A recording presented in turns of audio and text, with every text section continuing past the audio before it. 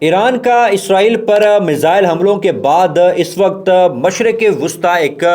بڑی جنگ کے دہانے پہ کھڑا ہے۔ یاد رہے کل ایران نے اسرائیل پر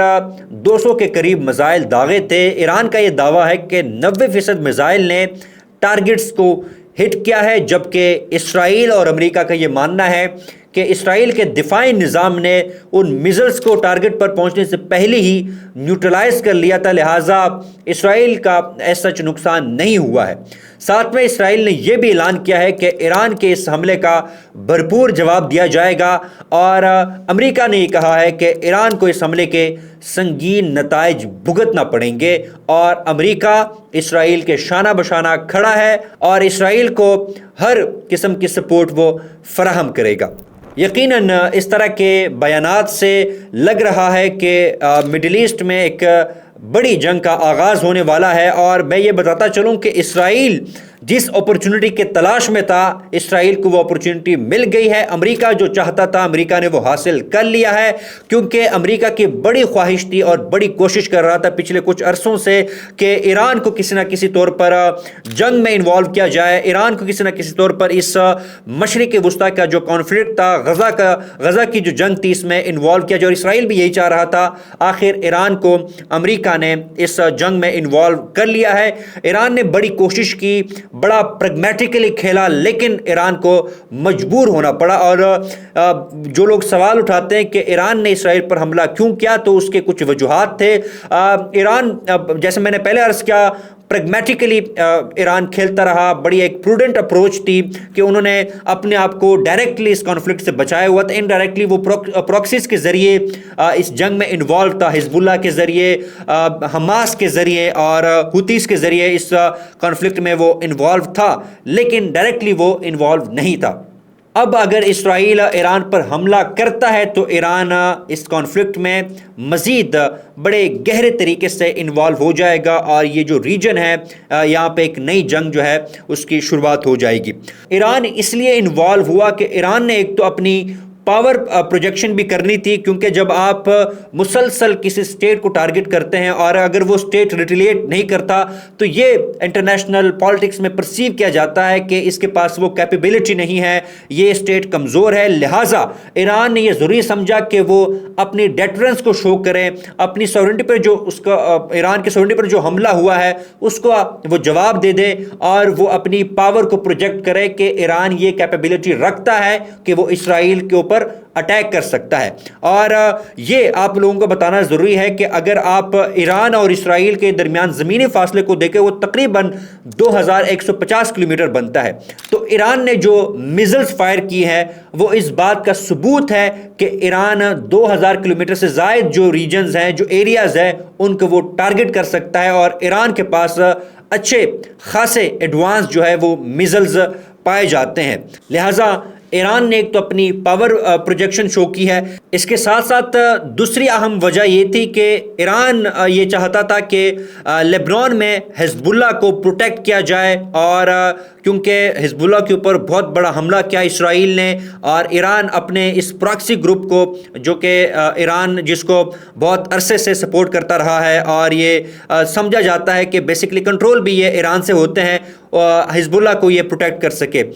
تیسری اہم وجہ یہ تھی کہ ایران یہ میسج دینا چاہتا تھا اپنے پراکسیز کو کہ وہ اپنے آپ کو انسیکیور فیل نہ کرے، کیونکہ جب مسلسل حماس پہ حملے ہو رہے تھے، مسلسل حزب اللہ پہ حملے ہونا شروع ہوئے، تو ایک یہ پرسیپشن چلی نہ جائے کہ شاید ایران اپنے پراکسیز کو پروٹیکٹ نہیں کر پا رہا، جس کی وجہ سے ایران کے جو پراکسیز ہیں وہ اپنے آپ کو انسیکیور فیل کرنا شروع کر دے۔ لہٰذا ایران نے یہ ضروری سمجھا کہ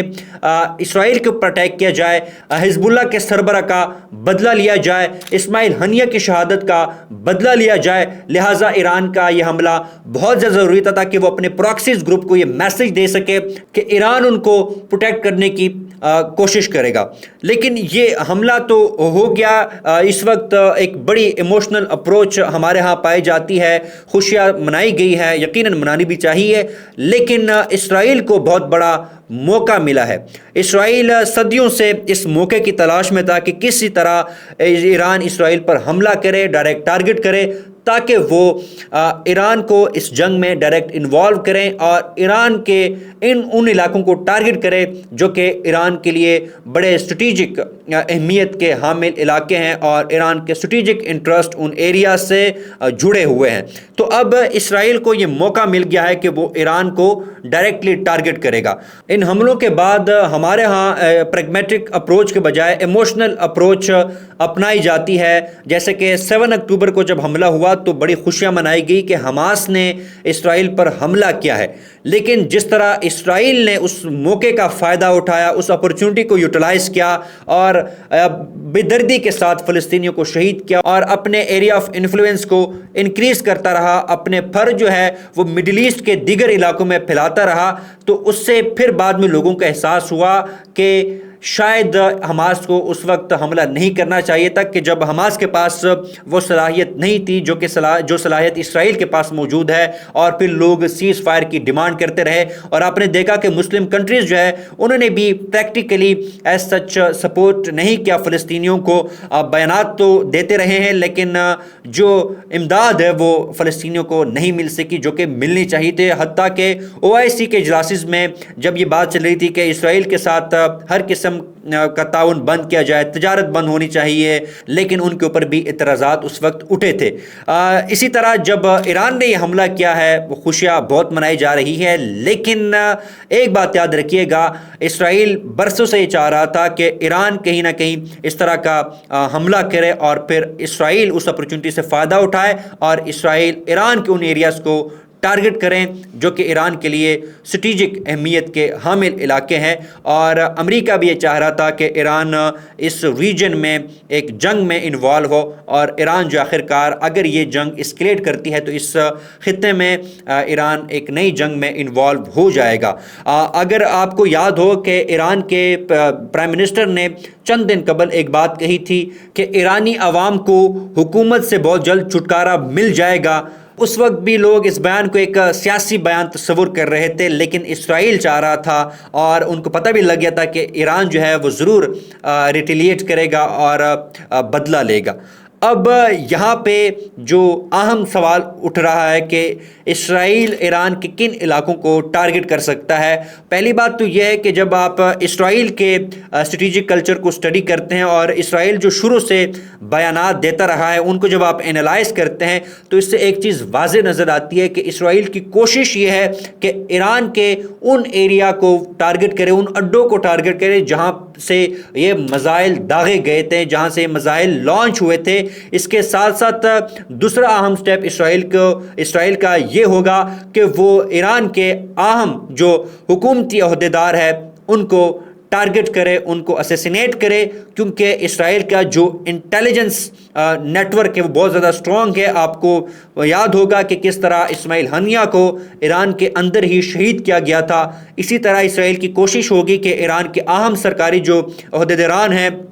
ان کو ٹارگٹ کیا جائے۔ تیسرا اسرائیل کا جو پاسبل سٹیپ ہو سکتا ہے وہ یہ ہے کہ ایران کے جو نیوکلیر سائٹس ہیں ان کو وہ ٹارگٹ کرے اور وہاں پہ بھی اسرائیل جو ہے وہ حملہ کر سکتا ہے۔ لیکن ایک بات آپ سب کو یاد رکھنی چاہیے کہ اس مڈل ایسٹ میں آلریڈی دیگر جو کنٹریز ہیں وہ انوالو ہونا شروع ہو گئی ہے۔ آپ کو یاد ہوگا کہ لبنان اس جنگ کا حصہ بن چکا ہے، یمن اس جنگ کا حصہ بن چکا ہے۔ اسی طرح اگر اسرائیل عراق کا جو ایئر سپیس ہے وہ یوز کرتا ہے تو پھر عراق نے کہا ہے کہ وہ بھی اسرائیل پر حملہ کرے گا، تو عراق بھی اس جنگ میں انوالو ہو جائے گا۔ ساتھ ہی ساتھ سیریا میں بشار الاسد کی گورنمنٹ ہے اور بشار الاسد جو ہے وہ ایران کے حمایت یافتہ صدر ہے اور بشار الاسد کو ایران کی بہت زیادہ سپورٹ حاصل ہے، تو سیریا بھی اس جنگ میں انوالو ہو سکتا ہے۔ پھر اگر یہ کنٹریز انوالو ہوتی ہے، یمن جیسے میں نے بات کی تو ان کا بارڈرز جو ہے وہ سعودی عرب کے ساتھ ہے، عراق کا اور یمن کا، تو سعودی عرب بھی اس جنگ میں انوالو ہو سکتا ہے۔ اسی کے ساتھ ساتھ جب یہ کنٹریز انوالو ہو سکتی ہے تو آپ یہاں سے اندازہ لگا لیجئے کہ مڈل ایسٹ کس طرف جا رہا ہے۔ اگر دنیا کی بڑی طاقتیں جیسے چین، امریکہ، روس اور یورپین یونین اس مسئلے کا ڈپلومیٹک حل تلاش نہیں کرتی، سیز فائر کی طرف نہیں جاتی، تو مڈل ایسٹ ایک نئے جنگ میں چلا جائے گا اور یہ جو جنگ ہوگی یہ جلد ختم ہونے والی نہیں ہوگی، بلکہ اس کے اثرات نہ صرف مڈل ایسٹ کے لیے، مشرق وسطیٰ کے لیے سنگین ہوں گے، بلکہ پوری دنیا کا جو امن ہے وہ اس جنگ سے امپیکٹ ہو سکتا ہے۔